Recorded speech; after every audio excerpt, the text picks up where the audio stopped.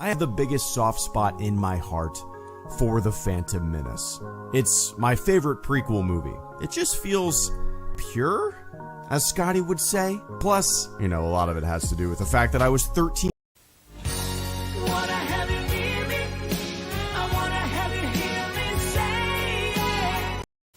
Partying is cool. Dying is not. Hi, Ben. Hi, George. How's it going? It's going all right. I wanna do a little number for you now.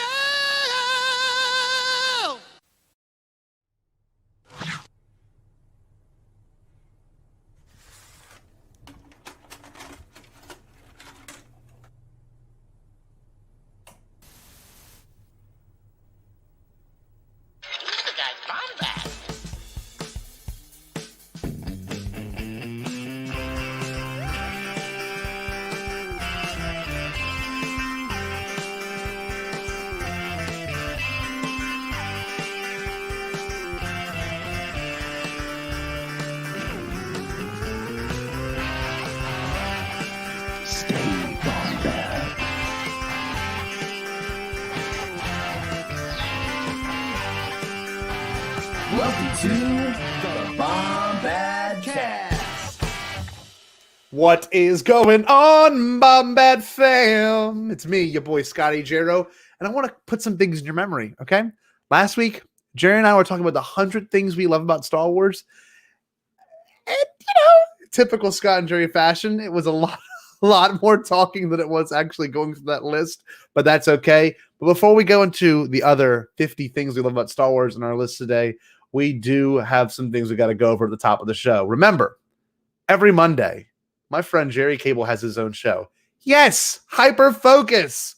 Jerry, unfortunately, did not have the opportunity to do Hyperfocus this Monday, but he will be returning on Monday of next week to be bringing back Hyperfocus, which pretty much is a show where you can talk about pretty much whatever, however, whenever, whatever you want with a guest. And it's so great because it's what the guest wants to talk about. And Jerry just kind of works the conversation around it. And every now and then people can occasionally shut up and give up their own ideas as well. So that is Hyperfocus with Jerry Cable, my lady. We've also got Bombad Gaming with Scotty Jarrow. Last night, I played some Sonic the Hedgehog, which was a lot of fun. A lot of people in the chat really enjoyed that. And I'm thinking next week, guys, on Bombad Gaming, we might do some Mario 64, which is my favorite game of all time. And, the main show today, every Thursday, you get to watch the Bombadcast. And if you really want to, you could buy some Bombadcast merch, just like you see on us right now. We got my guy McCallum in the Bombastard shirt featuring George Walton Lucas. But all of that being said, I need to bring in my buddy, my pal, my co-host, the one, the only, the guy that knows how to stay Bombad, Jerry MF and Cable. Baby, what's going on, baby? Ooh, dab on the haters. Listen to your mother. She knows best. Yes. That's Professor Hulk. That's Professor Hulk from Endgame right there, actually. Wait, are you sure? Yes. Are you sure? I am sure.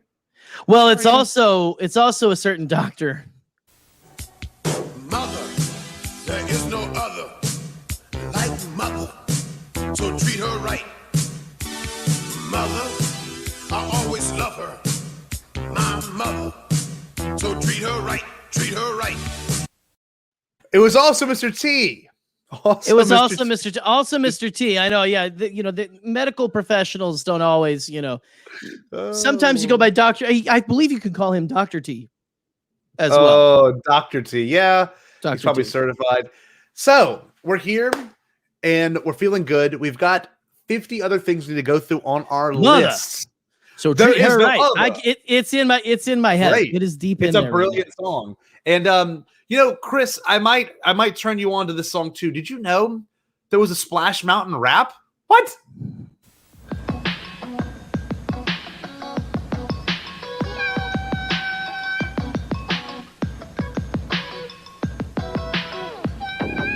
Well, you know it is a thrill when you go downhill, 'cause you're riding on the mountain of your own free will, and you're zipping in a flash on a daring dash down a waterfall so rapid that you go split splash. Splash Mountain. Splash Mountain. Splash Mountain, and if you listen to I forget the name of the podcast, the Disneyland podcast, where you can get they're like selling mugs. It's like a parody podcast of like they say it's inside Disney World, but it's like it's really esoteric and really like freaking weird. And they were selling mugs. I want them so bad. They don't have them. They only sell stuff for a limited time. But it said, "Don't talk to me till I've had my mug of Splash Mountain water." Well, that's brilliant. I completely agree, Jerry. Don't. Well, I wanted to bring this up. I wanted to bring this up right here because I don't know how many people are showing up actually right now. That really comments on Scotty's tweet. What tweet? Which one? He's talking about like he angrily commented. Remember you were telling everyone who angrily commented at your thing, "Hey, come check out the Bombadcast." Oh, I forgot I did that. I was in a very upset mood. Anytime that I had a tweet out there about the Slave One, just to like get some people all roused up and stuff. And I just commented my link every time they were like, "Yeah, you're an idiot, fuck you," and I was like, "Oh, okay, come check it out. Come check it out." But with all that makes being sense. said, that makes sense, Steve. At a community, cool, Esoterra ones. Jerry, last week we had a very ambitious dream that we could not fully fulfill. We said 100 things we love about Star Wars, and this week we're no matter how adorable we look in our couples photos. We decided to cut down to 50 only because we realized how much more we talked about it. And today we're doing 50 things we love about Star Wars, and I threw in Hooter and Paul. Hooter. Just to make it a little bit better for us. Why not? Why not? They're always there. They're there. They're in here. Jerry, would you mind if I go through my first 25? Now, I'm just going to go through this list. I am not going to elaborate. We're going to talk about it. We're just going to go through it. None of us are. Even I'm not. So I'm going to go through my list, and I'm going to let you go through your list, okay? So this is my 1 through 25. Here we go. Number 1, and I'm not going to do number behind each one. I'm just going to what to do, baby. Look at Bill and Bill. That's pretty cool. I saw Bill's profile picture. It was him and Bill Clinton. So number 1, I'll just go through it. Bill and William, I believe is one of the first one was Doug Chang's designs, Ryan Johnson and J.J. Abrams. My second one.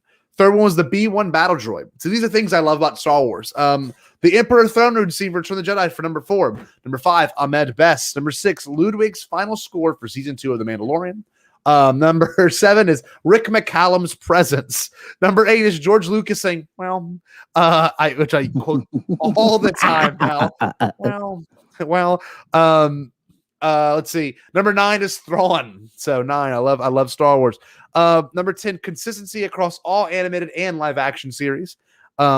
11, the community it introduced me to. So Star Wars introduced me to a great community. Who's hanging out right now in the chat? Speaking of which, yeah, there's a there you go. Oh, there you go. See, look at that. It's for real. So, let's see. 12, the sequel trilogy for bringing back Star Wars in my life, which it did.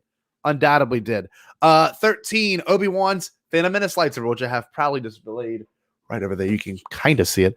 Number 14, Galaxy's Edge. Number 15, midi-chlorians. And I think, and I said it earlier, the idea of midi-chlorians is better than anything from the original trilogy. Fight me. Okay. 16, Mark Hamill's huge personality and personability as well. Number 17, behind-the-scenes documentaries like The Beginning or the Director and the Jedi or Building an Empire. 18, it's modern mythology, which is beautiful. 19, Star Wars Celebration, which we will hopefully all be attending together, which makes me very happy. Number 20, Frog Lady. People have forgotten about Frog Lady for some reason. She's the best. 21, the future of technology and biomechanics, which is like Luke's arm and stuff, and where the technology can go in the future. 22, generational passing down of Star Wars, which is a beautiful thing. Giving your Star Wars to your kids or your parents giving it to you beforehand. Awesome stuff. 23, Therm Scissor Punch. People have forgotten about him. 24, my favorite. 24, right here, something I love about Star Wars. Different opinions, like in The Last Jedi, literally in real life and in the movie. How you got 3 different points of view from the movie, and you got, obviously, in real life, all kinds of controversy, which is fun. And last but not least, I put as 25, the pod race scene, which is something I was advocating for today, saying hopefully a pod race scene comes back, and if not, I am going to write a pod race movie. And I'm not co-sign joking. that. I co-sign that so hard. Yes. I want it too. Like, give us.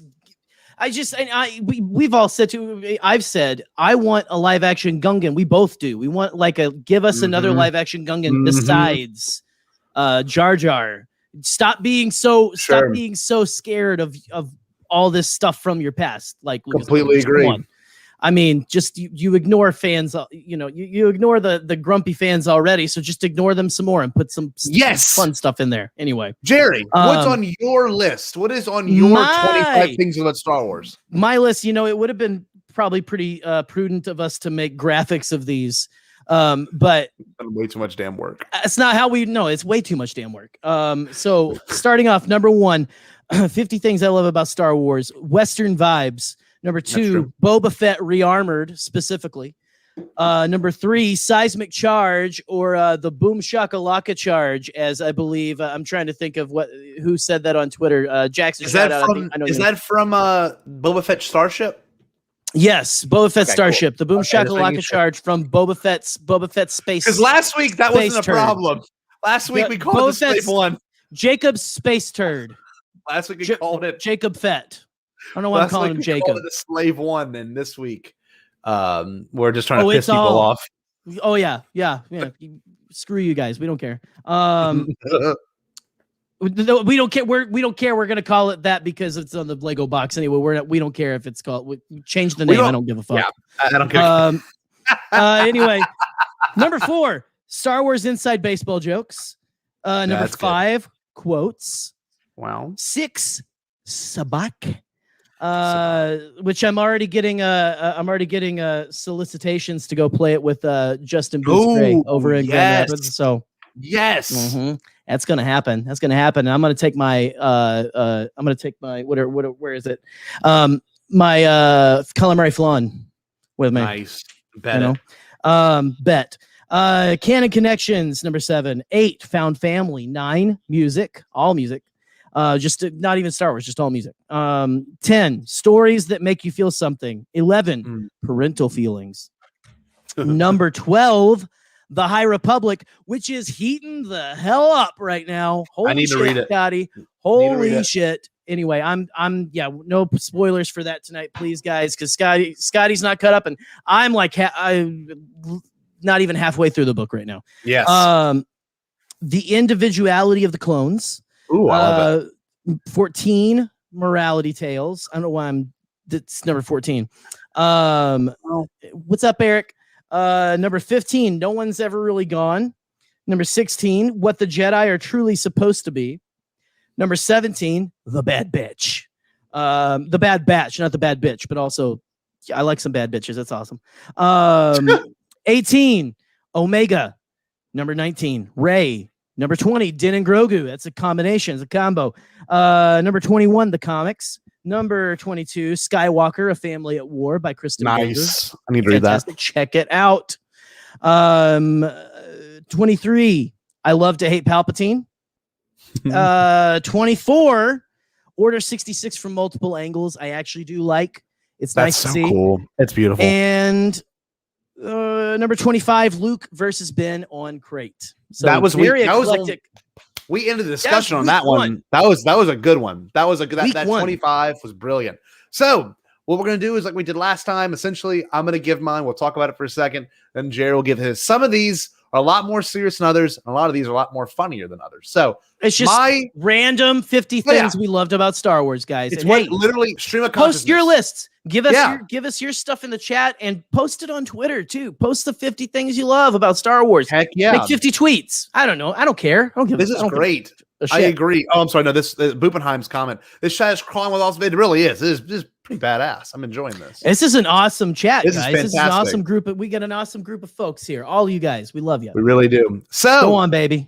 26. One of my favorite things about Star Wars is people that cosplay as stormtroopers, because nothing feels more realistic or surreal when, let's say, you're at Mardi Gras. I was literally the first time I saw a stormtrooper, I think I was like 7 or 8 at Mardi Gras in Baton Rouge, and literally I'm looking and I see a literal stormtrooper walking around with Mardi Gras beads. I'm like, what? Oh, this is the coolest thing in the world. Did he earn them? I don't they know. earn them? I don't know. They may have, but I can tell you this much, Jerry. Seeing a stormtrooper in real life for the first time is so surreal. Do you have any stories about that? Did you ever have that happen? Well, I mean, I can't remember the first time I saw like someone dressed as a stormtrooper. It was I can't remember if it was before, like when I was really young. Yeah. Because a lot of people, I lived in Northeast Arkansas. Yeah. We were close to like the metropolis of Memphis, but I don't remember seeing much until like we went to like Disney World when Disney started doing Star Wars weekends. Ask Tori Fox about Star Wars weekends. Oh, she's a pro. She's a pro. Oh, dude, and I was all about the Star Wars weekends too, man. But just I don't know, the first time you see like someone dressed as that, you're a little like, is that what it looks like in real life? Like, yes. It looks so floppy for some reason, but also it's like it looks so amazing and stuff too. Because I mean, it's obviously that armor does nothing. But just it's amazing to see, and now you see more of it. Like every baseball, like minor league baseball team, it's crazy. Close by you has like a Star Wars. Every day. sports, I mean, every sports. I would even think like maybe some big high schools probably do that sometimes too. Dude, I mean, it's just. I'll never forget the first Force Friday from 2015 for The Force Awakens. There was like 3 people dressed as stormtroopers at Target. It was the craziest thing in the world. So, I mean, all that kind of stuff. Honestly, I think it's something that gets people into cosplaying, and I've always wanted to own my own. I really have. Yeah, man. Always wanted to own my own. But yeah, no, I see some people on Boob said they flash you, and I don't remember them flashing me. Alex, what's going on, bud? Thank you for joining last night. I blasted you last night, man. Patrick, he said I got copped by a stormtrooper once. That's pretty wild, actually. That is pretty great. Oh man, purpose. Oh, sorry. Yeah. It's okay. Purposefulness. I can't even say that. Purposeless plastoid armor. Purposeless plastoid. That's a hard one. I need some more gym and Coke. So, Jerry, what is your number 26, my friend? My number 26 here. So I don't go into a dissertation on the second Thrawn book and stuff, where they're trying to make the lightsaber proof armor and shit. Yes, that never pans out apparently. Anyway, yeah. I mean, it's just it is what it is.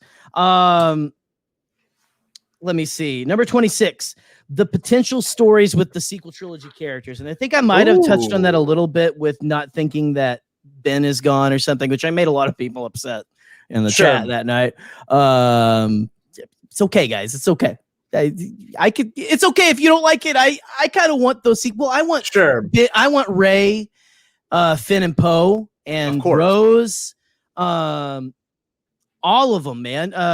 Bring all of those characters who survived and stuff. And honestly, I still do. This is another way for me to say I kind of do think that the story would be kind of fun if they find you get the right writer behind it and stuff, and not just have. I mean, you don't tell me Dave Filoni working on, and not just Dave Filoni, but I mean other people. You can get other people, but just like Dave Filoni to me proves that you can do a story with, there's interesting ways, like the way they brought Maul back and stuff.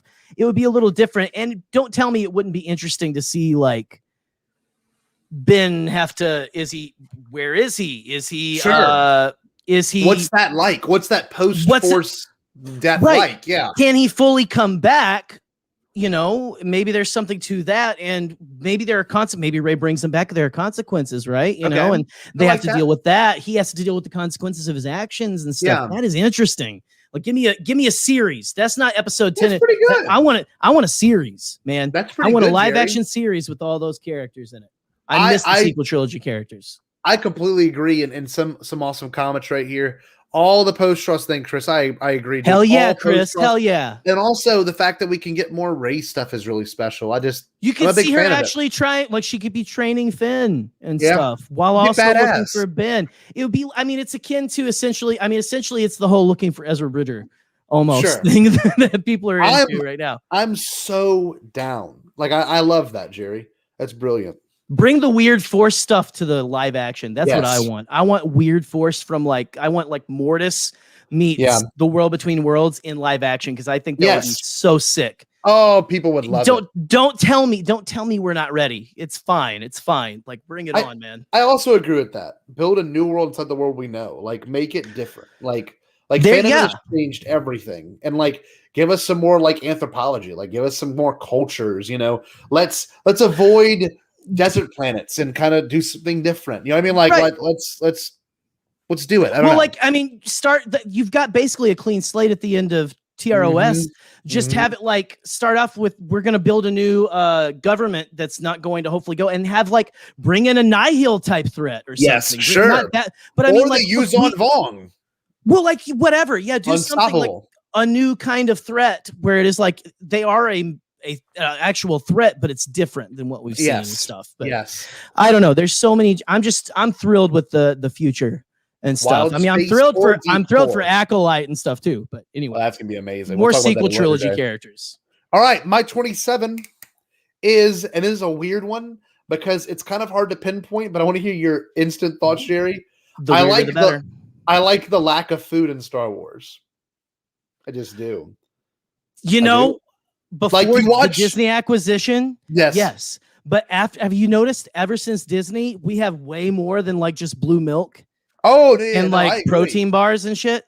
Sure. Like, they have added so much. Like, there are so how many fruits have they realized? Like, introduced. and I mean, now with Galaxy's Edge, they're like, I mean, I think they mentioned Ronto wraps, if I'm remembering correctly, in They did. in Dark did they what is really? it? Rising Storm. They mentioned some kind of wrap. Okay. I didn't know they did And that. I was Okay. like, is it Ronto? Did you say Ronto wrap? Mhm. Which I'm like, I don't know how I feel about you eating one of my favorite, They're beasts of good. burden in Star Wars, They're but good. I've had one. They're really damn I would, good. well, I'm sure they're delicious, but I don't know. They look, But I when just it want to comes ride to one. Star Wars, it's not like a scene, what we have in Lord of the Rings, Return of the King, where old boys like eating that. Remember that scene where Limbus bread? What do you do? Like, what do you do? Can you do that one more time? Oh, I'm gonna pull the comments. You know that? Do it one more Okay, time. everyone. Do what you Let were me doing. talk. Everyone knows the scene I'm talking about. When you watch Return of the King, I'm pretty sure, and I forget the guy that's eating the food. Hold on. Hey Google, Denethor? who eats the food in Return of the King? Are you talking about when Denethor is just like ravenously eating while Mary is singing the song? Yes. And his sons are dying. Yes. I hate that. Yeah, shit. the dude eats cherry tomatoes. The cherry tomatoes freaking bleed. He's like, what the hell, man? And he's I know like, this would be a Star. I know Jabba eats the frog and spits his head out. Like, I know there's some things like that, but thank God there hasn't been a gross eating scene in Star Wars. I'm they've very added a lot of really thankful. delicious sounding foods. Honestly, they've Yes. added a lot of delicious sounding foods. But I'm thankful for that. Jerry, what's your 27? Honestly, my 27, I kind of fired that round off with the other one because it's Ben coming back and stuff. Oh, okay. Sorry, everyone. Don't yell at me. I know. I'm not saying it has to happen. I'm just saying I think it would be cool if they just done the right way. Okay. Yeah. I have faith. Anyway, so I'm gonna go on to my 28 if that's okay. Okay, sure. You'll like this, and it's probably on your list. I think you might have actually talked about it already. Did you say Luke and the Mandalorian? Hold on. Yet? You just I talked about the ending. There was the horny pair scene, yes. Sorry, Alex. Pair scene. I know I've let most of you down. Talk about it though. Luke Mando. I talk about the finale music. Well, I didn't talk about the scene. For one thing, watching it with you and Eric whenever I came down to see you guys, though, was absolutely. I hadn't watched it in months. Whenever we watched that, I want to preface that because it's really important. Eric and I had a big discussion on the way home from picking up Jerry. Like, was the Mando season finale good as it was in terms of being a good episode? Because of Luke showing up, so automatically makes it amazing. But was it still good? Does it still hold up? And me, Jerry, and Eric watched it one night, and we were like, "Yep." I mean, it the whole definitely still holds up. It's good. It's got my favorite interaction with Boba Fett and who knew that? I mean, we would ever get a scene with Boba Fett and Bo-Katan Kryze in freaking live action. Are you kidding me? That whole episode is incredible. The whole I've heard your voice a thousand times. Mine might be the last you'll ever hear. Is still my favorite It's my favorite Boba Fett line. You cannot So top good. it. But It really is so I mean, special. just Luke actually showing up it is a powerful moment. I think you take that out, it's still a great episode, honestly. I still think it's a great episode. And honestly, you didn't need Luke to show up, but at the same time, I think that it makes sense for that time in the galaxy. It's Luke, like we were talking about, it's Luke believing his legend and stuff, or like just he's being the legend of Luke Skywalker at that point. I was going to say that he's at that legendary moment. I was Brian of Pink Milk, by the way, who is going to be on. He's my guest on Monday. He's got a lot of interesting thoughts about Din. And if you watched, go check out Podcast of the Wills. He was on last weekend. He's got some thoughts about Luke taking Grogu from Din. It's interesting. Watch this. Okay, it's an interesting perspective, man. Because I mean, he's got a perspective of adopting like foster kids and stuff, right? Sure. And so it very well affected him in a different way than it affected a lot of people and stuff. And so it's interesting. Well, and you know what? I real quick want to say this too. Mike had a great comment. The Darksaber battle, like I forgot about that, and I'm watching it happen. The heel kick, the heel kick of the spear. Are you kidding me? So good. That's incredible. It also, the finale does something that people often overlook too. It's the very fact true that it hypes up, what's going to happen in season 3 because buddy. Listen to me, Jerry. I'm talking to you. Damn it. I'm sorry. I'm talking to the people. Bo-Katt's hand, does not have the Darksaber, and her whole goal of that whole mission was to get the Darksaber, right? So I think it's important to acknowledge that there is already an established That's your season conflict. 3. Yes, there's already an established conflict. It's wild. It is awesome. Sorry, I love Din Djarin's Beskar donkey kick is the best way to describe that in the world. I love you, Jared. I freaking love you. Oh, look, that's true. Human tornado. What do you not have complex? What do any of us not have complex feelings on? I mean, come on. We're only humans. Yeah, no, Nick, I agree. You got to. Maybe maybe we can all watch it. Me, Pete, Jerry, and Nick have a private group text where it's just all day messaging. So just know that. Yeah. It's constant. Oh, Jerry, can I do my 28? If that's okay. Go for it, buddy. That's okay with me. My 28 is fantastic. I think if Bill Shee's in here, he'll be very happy. I'm just so thankful that we lived in a time where Samuel L. Jackson was a Jedi. How cool is that? Samuel L. Jackson's the best. Like, are you kidding me? And you know what's awesome? Do yourselves a favor. If you're not on your phone, I need you to go to your Instagram right now and follow Samuel L. Jackson. All he does is post selfies of himself wearing different, like, franchise shirts that people have designed for him. So it's him, like, it's like bad MFer. Can we just send him, like, I would love to send him a shirt. Bombadcast shirt and like him in between us? Yes, that's what we'd have to do. He always wears shirts that has him on it. It's the most incredible thing in the world. So definitely go. And also that, him and George, there must have been some sort of respect there. And Samuel L. Jackson. Well, it's Sam Jackson. And he's like, I want to see myself down there. Yes. What's funny is on my Alexa, I have the Samuel thing. So, hey, Samuel. She's not going to do it in here. Let's not do it. You can have Samuel Jackson. Samuel Jackson recorded lines. No way. You can have him say it, and you can have a family friendly and a non-family friendly, so you can have all the MFers you want. I did not know that. You can have him roast you through your Alexa. It's amazing. I have an Alexa. I need to hook it up. What's funny is we kept saying Samuel for some reason when my parents were here, and the Alexa in that room in there would, like, Samuel Jackson would start talking very quietly, and we'd be like, and I was like, Samuel, no, not right now. Not right now. We don't need any of that right now. No. So yeah, dude, I don't know what else to be said, but like, he was one of the best parts of the prequels. Like, he really was. He was the incredible moment. What a great character. Mace Windu being the Jedi that was very much at fault for a lot of the things, very dogmatic. And I love that character. And I love the fact that Sam Jackson got to play him in several different things, not just the movies. He played him and sometimes he was in animation as well. George was probably scared. Can you imagine this? Like, I don't know if George gets scared. He's like that kind of quiet and like that. I'm like, I feel like he's not scared, but he's just like very like I'm very calm and I'm just stay whatever. I'm not scared of him, but give him a purple lightsaber because I don't give a fuck. Yeah, that kind of a thing. So Jerry, you're 20. I think you're on 29 because you skipped one or you went ahead. I am. No, I am. I'm on 29 now. I am winning. The Mandalorian lore. And just how it, yeah. So essentially, I was thinking about how it has progressed over the last couple of years, especially. We've got. I mean, it was already getting like we had a ton of it in Legends and stuff, but it's so interesting with this reset and everything. We have the canon version of things now, and what is in the Mandalorian feels so foreign to what we saw even at the end of Rebels. Yes, we still have no effing idea what happened between now and then. We don't. We heard it was really bad, and they turned the planet to glass. Essentially, like what a great line! That was probably the best. Show me. They turned the planet to glass. The Empire turned the planet. That's so awesome.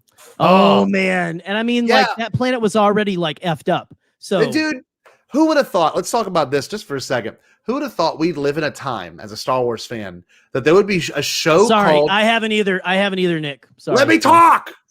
Listen to me when I speak to you. Listen to me when I speak to you, Gerald. I said we're in a time now where I'm over here now.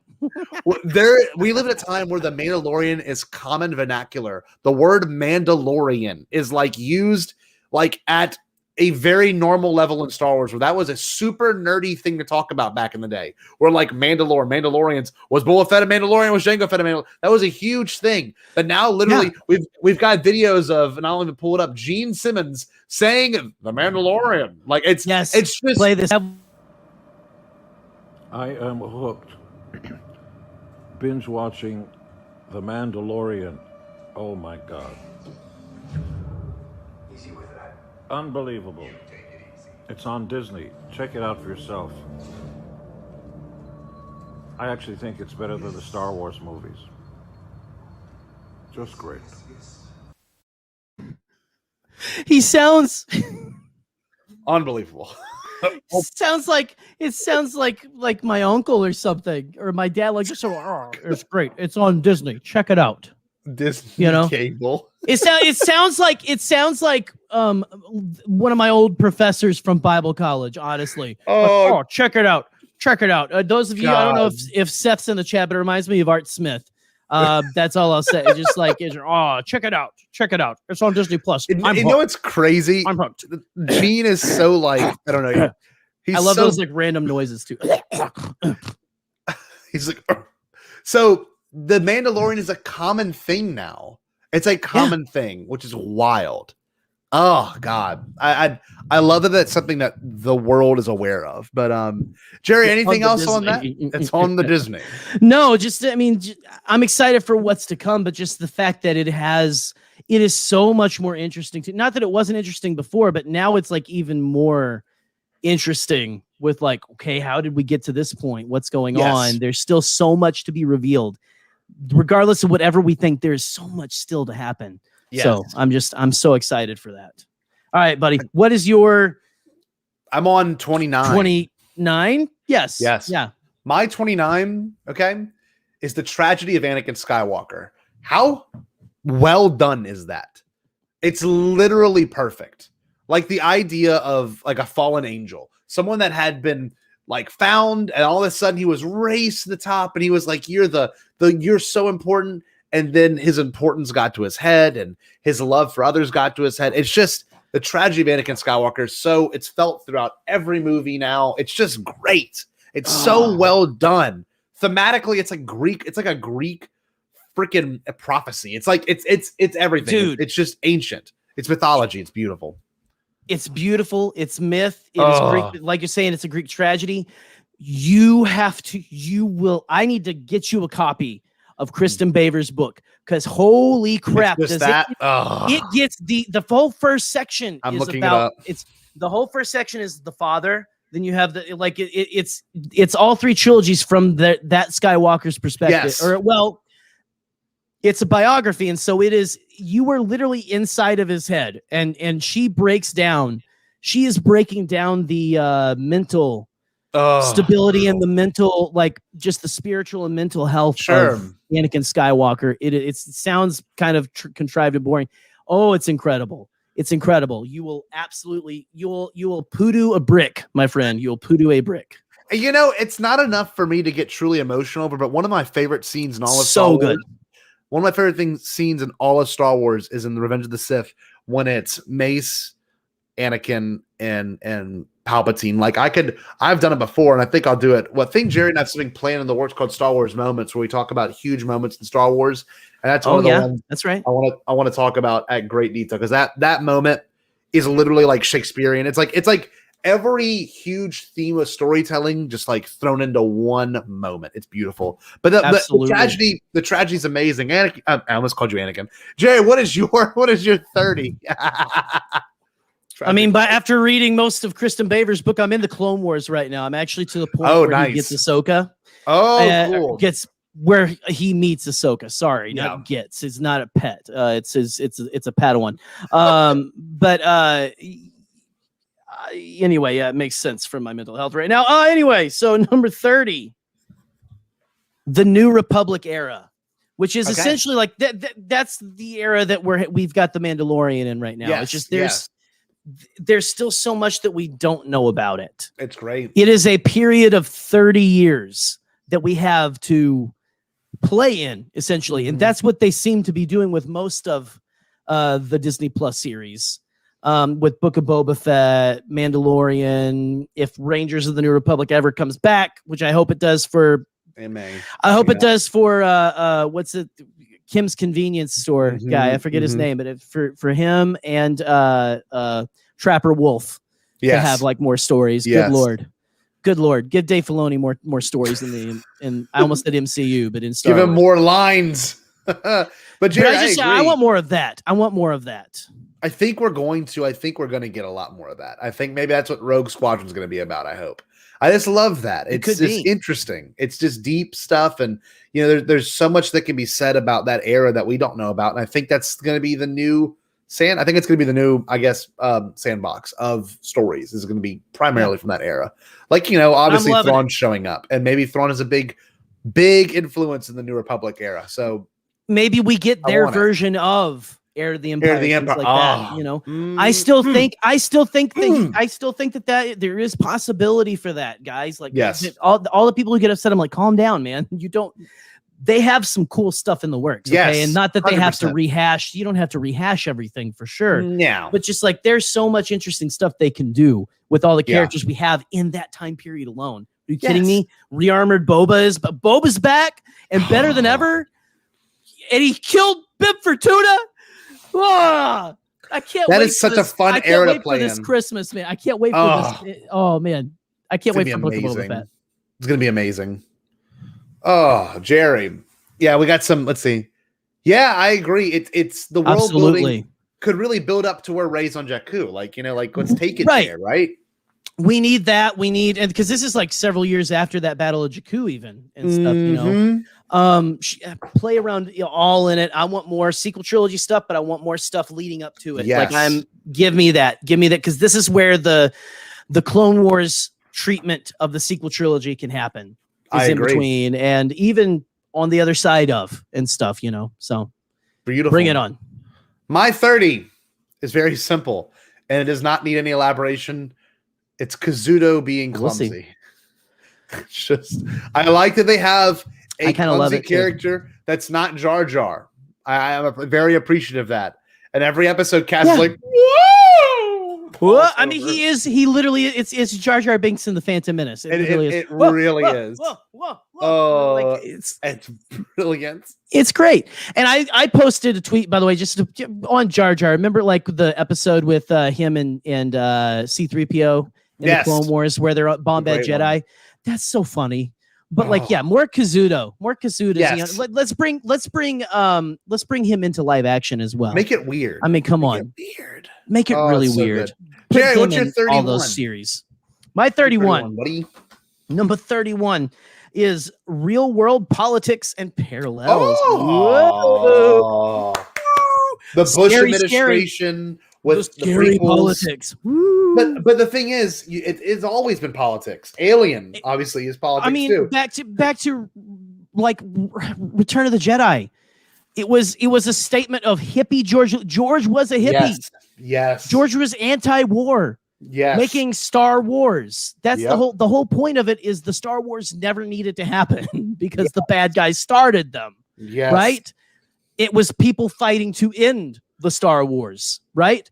And just the whole thing about like, you know, the fight between the Empire and the Ewoks was Vietnam. You know, it was, the Americans were the Empire and stuff. Like George said that. That is not me making anything up. This is politics, and the whole thing about how fascism can rise very careful, like very quietly under the radar until you don't expect it, and then there it is. Like you said, like he was making statements about the Bush administration, but it's still, I mean, it echoes throughout the history of our country and other countries as well, man. It's just it's timeless. It is. All that to say, I guess, that I know we want escapism, but these are morality tales, and morality, you can't separate morality and politics sometimes. Yes. Sometimes you have to take a stand and say, this is it. I'm sorry. I have to take a stand on this thing. Which of course. Is such a Star Wars thing. It is. It really is. Such a Star Wars thing. That's Padme Amidala to a T. That is Leia Organa, man. That is those characters to a T. And there's always been politics, right? Yes. The Phantom Menace, the Phantom Menace introduces the politics in Star Wars, like very upfront. Like, we're going to the Senate chambers. You're going to be watching political debates happen. Like, I love that. It's what we needed. It adds so much more lore. The sequel trilogy was so devoid of it because they were afraid of the that it almost felt. I feel like that hobbled it a bit. Because I agree. We don't know the condition.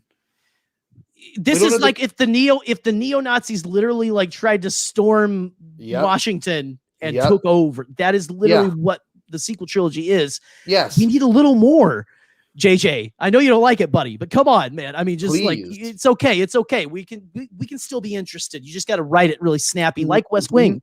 Yes. Like Nick was saying there. Yes. But yeah. And also, William has a great remark. He's one of my students. He's going to be one of my future students. He says the inauguration of Chancellor Palpatine was huge, and it was a great moment. It's just him becoming ruler. It's all about politics. Well, and I mean, even we don't get to see that like specifically, but to see the part where he gets the emergency powers and he's like, I love democracy. Yep. You know, things like that. I mean, it's all, it's always been there. It always is. And I love the real world parallels because me too. It helps ground it. Science fiction and fantasy have always been about that. So anyway. Always does. That's great, Jerry. My next one is all the 1138. Don't worry, Steve. Don't worry. I said my favorite one is all the, that's my 31, 1138 Easter eggs. The amount of times that number shows up in Star Wars is great. It's in the Phantom Menace a lot. It's in A New Hope a lot. It's just fun to see that number. It's all over the Clone Wars. Oh, it's all over the Clone Wars. And that's the kind of thing I really, really enjoy is like small Easter eggs, like references to George, right? It's awesome. It's fantastic. Absolutely. Oh, I love it.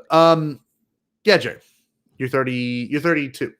My 32 creatures. / monsters, I guess. Okay. But a lot of times we're like, oh, monsters, which they're just the animals that live in the Star Wars galaxy. They're not really monsters, but they are very monster-like to us because that's just kind of awesome. I don't know. I love it, but just like all the diversity and there's almost like periods of certain types of monsters. I don't know if you've noticed that, like some of the shows sometimes go through periods. Like I feel like Rebels, you had a lot of very abstract, kind of weird space creatures and stuff that flew through space. Like we had like a lot of like sea creatures that flew in space and stuff. You have a lot of like, I mean, it's all over all of the animated stuff, but even like you have in the Mandalorian, you know, we have the big walrus with the big walrus in the first season, whatever that thing. That was amazing. A walrus gator type of thing was absolutely incredible. Oh, it was great. It killed poor whatever that comedian's name is. I forget Yes, that I it love did. so much. I love him. Crushed I hate that him. he actually absolutely got him. The But Crate just Dragon. all of that. Great Dragon. Dude, the One Crate of the- Dragon. Can you believe that something like that is and that it was so It's brilliant. Zillow Beast like, but That was also amazing. just different in its own right. It's so good. The diversity and the the Rancor, if you're gonna go old school. I was obsessed when Attack of the Clones came out with the Acklay, the Reek, and the next Really? I was No way. absolutely obsessed with No them because way. the 3 new characters, man. That was at the Yeah. time. That was like those are like the Rancors. That's true, actually. Of that It's series. like the Rancor, the Sarlacc, and the maybe even the wow, my brain's blanking. The Dewback. Like it's like that. It's like they got their own feel to it. Well, I That's mean, like badass. I wish we had gotten more like huge monsters, like from Sure. like the sequel trilogy too. But we got the snake that Ray healed, Hey, which was actually what very about- amazing. What about the thing on Octo? The one thing in the background that's really far in the back is that it swims and it goes Oh yeah, back and down. I know. I was watching Biomes the other day, and you see Yes, it was 2 on of those there. things. Yes, see you 2 of do. them. Yes. I One I of love all those. that kind of stuff. I just want I want more of that. We had the Thala Siren and things like that, but I mean, I want Sure. more like just make it I don't weird. make the more weird creatures. Let's do Oh, it. I Let's love go. I love it. It's one of that's it's great. essential. That is great, Jerry. I love that. Actually, it's brilliant. Great job. My 32 was one you did last week. It was with the clones having individualities. So I'm gonna go on to my 33, and I'm not kidding. This is before I clipped it out. I literally put as my 33 Gene Simmons watching The Mandalorian on Disney Cable. I am hooked. Binge watching The Mandalorian. Oh my God. Easy with that. Unbelievable. It's on Disney. Check it out for yourself. I actually think it's better than the Star Wars movies. Just great. How much red wine did he have before taking that video? Because He it doesn't is drink. weighing. He doesn't Really? drink. Yes. It's weighing, like, is that just some I don't- camera work he's by just him? Is that relaxed. his? He's relaxed. I'm the DP. Like, oh yeah, man, look at it. Check this thing out, man. Check this out. I think it's better than. I just love it. It is a clearing of the throat that he does. Yeah. He's like, I am hooked. Mm. I So just love good. it. It's so good. Oh, it's it's so good. Yeah, that was what I wrote. You know for who mine. is a monster? That Will Tarkin is a monster. Never Will flushes when Tarkin. he leaves the refresher. That's true. Granddad's Oh, old man. Jerry. Yes, very much so. Jerry, man. what is your so 33? Yeah, you're ahead now. You just you skipped one. I Just so you jumped could be you. ahead. I jumped. How small the galaxy is. Oh, so you like that? I I'm love about how it. small it is. I yes, love that. I'm ready to fight. I'm ready to fight it. because why don't you want people to show up? I mean, yes, I love new characters. My thing is Star Wars is always about what's come before. It's always been about that because Star Wars, the like actual sensation from 1977 it was such a phenomenon. So of course it's self-referential and stuff, but we have tons of new characters coming in. Bring them. Yeah, let's follow new characters, but we're losing people as we speak right now because they don't want, they're like, I don't give a, this guy, I hate his takes. But anyway, I love that we saw Saw Gerrera in Bad Batch. I agree. Because it fits. Heck I mean, yeah. if it fits It the does time fit. period, If the glove fits, as far as I'm concerned, there has been nothing that has been a gratuitous No. here's this person, wink, wink, wink, wink, nod, nod, nod. Yes, I agree. If they are there, why not? It's a fairy tale anyway. It is. I want to see how these characters interact, but let's also get new characters coming in, and it's Which a we constant are. flow. Fennec But Shan's then let's the see those best new characters. character. Those new characters are going to be old characters. Fennec Shand is now The best a huge example of it. character. Great character. And it's like she's fighting. Spoilers, of course, all of us are probably up to date. She's fighting Cad Bane yes, and stuff. Give it to me. Give it to me. Why not? It makes Anyway, sense. If that's it makes sense, do it. That's my soapbox for that. Yes, But if it makes it's a sense good to the thing. time period, why not see Cad Bane Why not? fight Fennec Shand? Why not have Boba Fett come in there and Get in between to both of them. Which we may see tomorrow. We'll find out. Lordy. Look at We'll this. see. We will see. Eric Cotterman, you blowing him up. Man, look at that. Jerry looking very Thank you. pop-punk. Thank you. Yeah. Yeah, that's right. That's right. Wow. That's all. That's just But all I the also, time, baby. Chris, I'm in the same boat. It never bothered me. But if it's because I'm a fan and it services me. yes, and it does literally what I want to Frankly. do. Oh my God. It's just that's what we're in this for. That's called Yeah. fandom, guys. I mean, Oh. anyway. Thank you. Yes. Well, it's like, and if it's not your thing, that's fine. I'm not saying that it's not everyone's cup of tea. I get it, but No. that's why we have check out the High Republic. Tons of new Oh, my characters who Great are new starting characters. to. By the way, in the new book, no spoilers, but they're starting to meet each other, and so small galaxy small galaxy syndrome is not. I mean, it's just all over. It's just all Yes. over. So Yes. And I also, agree. shout out to buckets of blood in the in all that. So Shout out to Gonzalez. Shout out to Donaldsonville. I can't stand Eric Cotterman. All right. love this 30 hero, all well serviced fans. Fans. Yes. My 34, which is something that I hold very near and dear to my heart. I'm looking at a bunch of them right now. Any Star Wars games from the year 1999 to 2008. That is just like little LucasArts Gaming was so on their stuff back in the day.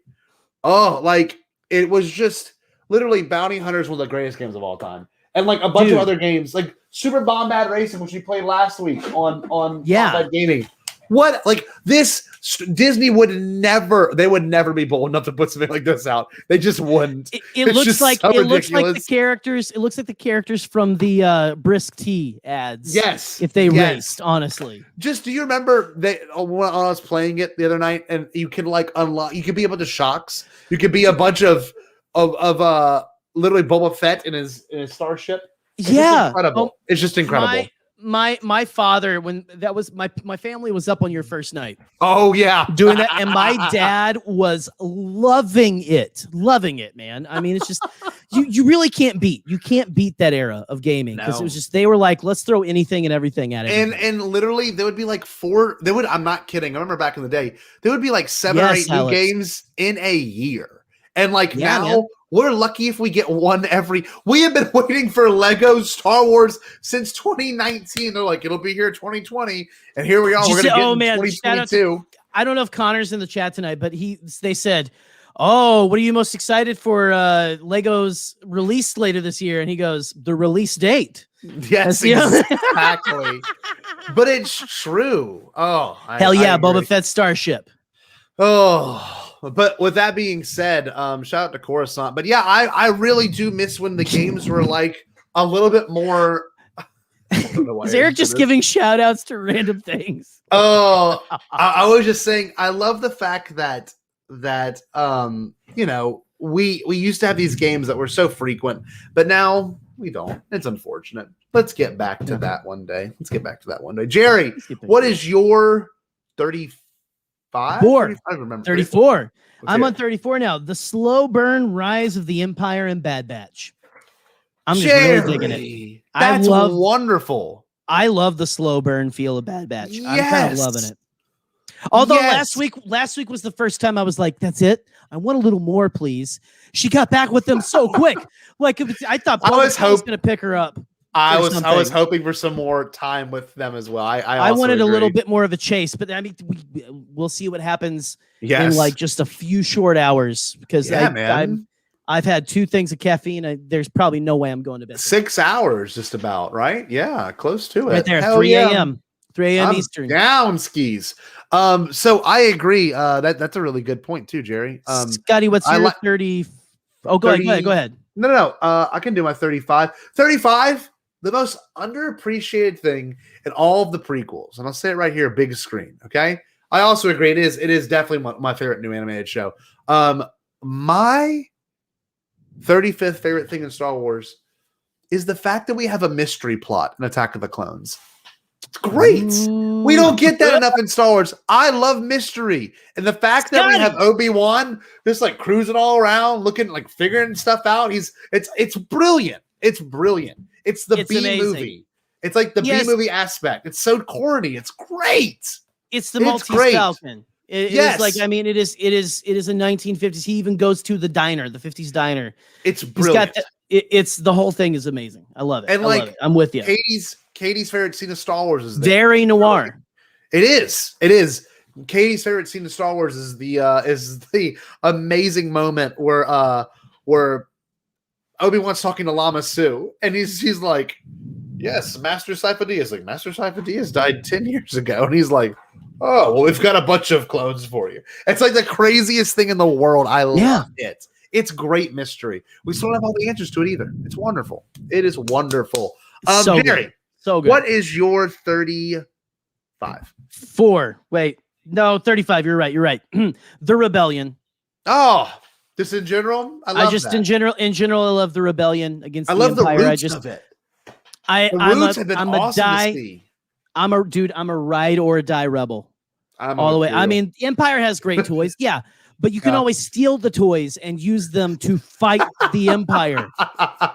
Rebels all day, every day. Sure. Screw fascism. Boom. Yeah, there you go. I get it. Yeah. That's not bad. And you know, the cool thing about new canon, it's been kind of slowly explaining how it's come. Like, dude, that's the best part about Solo, I love right? it. You get to learn how it started It's with like, just Han getting the coaxium. It's great. We have it in Bad Batch. We have little moments of like, I mean, the way that the Martez sisters are now, which are your favorites, but I know like after that episode, tell me you had to gain a little bit of respect for him because that was a good episode.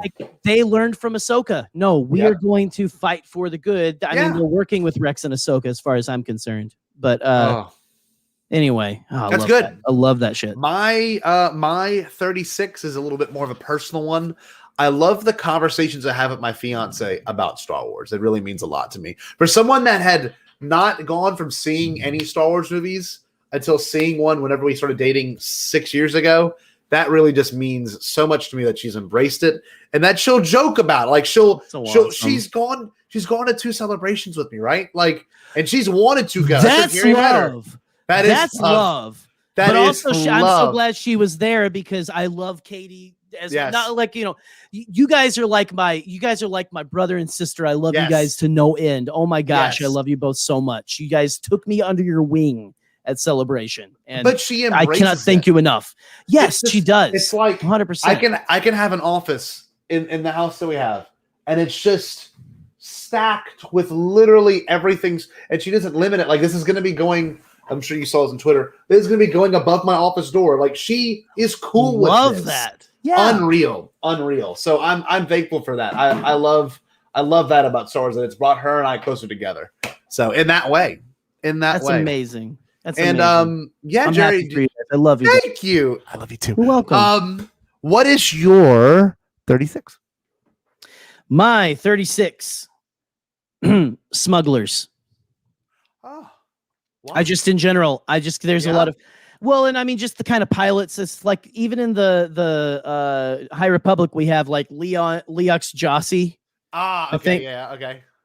Geode and Affy. Geode, yeah. Geode is my favorite smuggler. No, I mean, you know, Han Solo, Lando Calrissian. I mean, just like, I guess you could technically kind of count. I mean, I guess he's a pirate, but that's kind of a smuggler. But Hondo, Hondo Anaka, you know, as you know, or well, hold on, let me see. My favorite smuggler. I have a video of him. Can I show you my favorite smuggler, Jerry? Yeah, show me a favorite smuggler.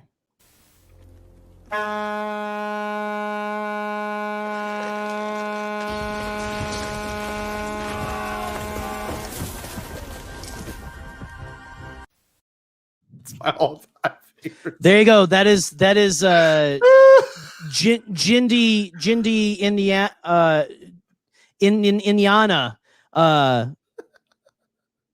Jindy owns he's gonna be in Bad Batch, right?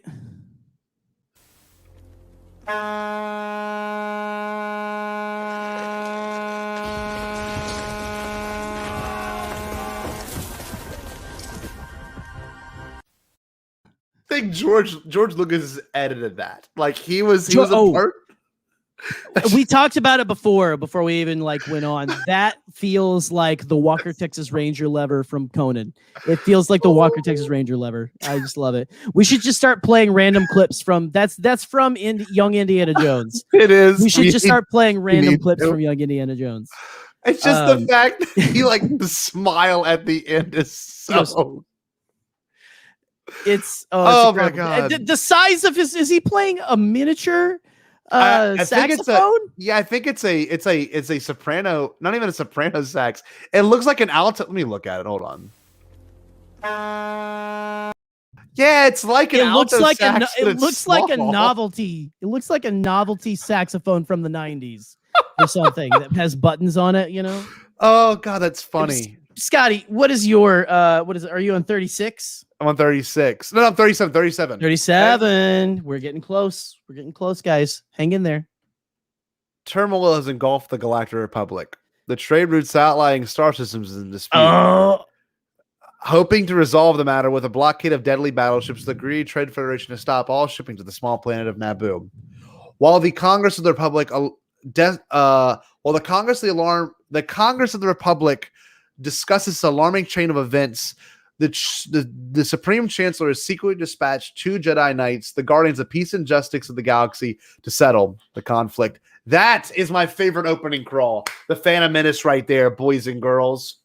All I gotta say to that is that's how we do it, baby. That's how you do it. Oh, I love that opening crawl. It's the best one. It sets up everything. That movie would not work without that opening crawl because you'd be like, what the hell is going on? And someone said, I saw an argument on Twitter once that was like, the Phantom Menace is so confusing. I'm like, did you read the opening crawl? It sets up the whole movie. Idiot. This whole thing, you gotta be an idiot.